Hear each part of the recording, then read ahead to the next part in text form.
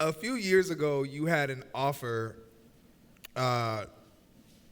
You could tell me offline if you want us to dub this to like take the name of the company out.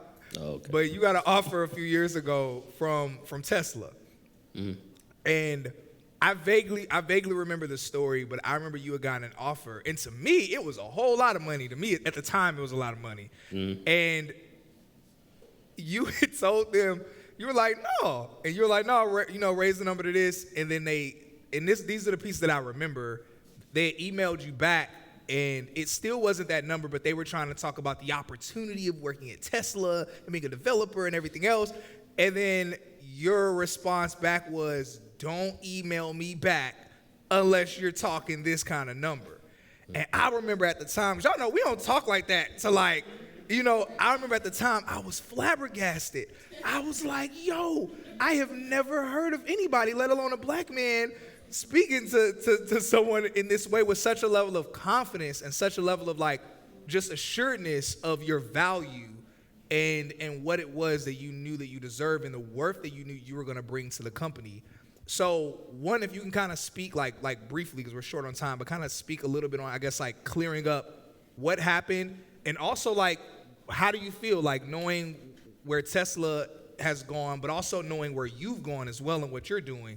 Like, do you have any regrets? Like, what are your thoughts on that? So I can't remember if it was Tesla. During that time, I had about 12 to 13 offers. Yes, everybody that was pending at that time. I will say this. If you let somebody else define what your worth is, it's going to be way less than what you're actually worth, right?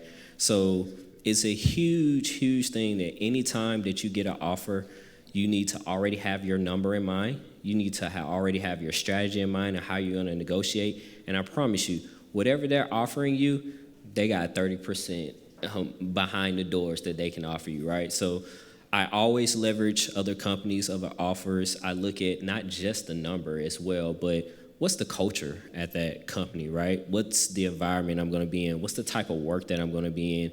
It's very, very crucial for me in this point in my life where if I could, I would buy time. I would like spend hundreds of thousands of dollars to buy hours of my life.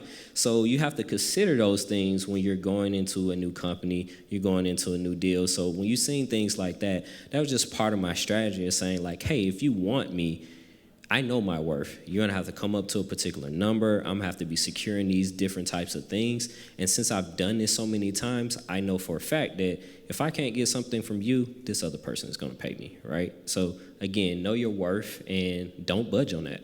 Yeah.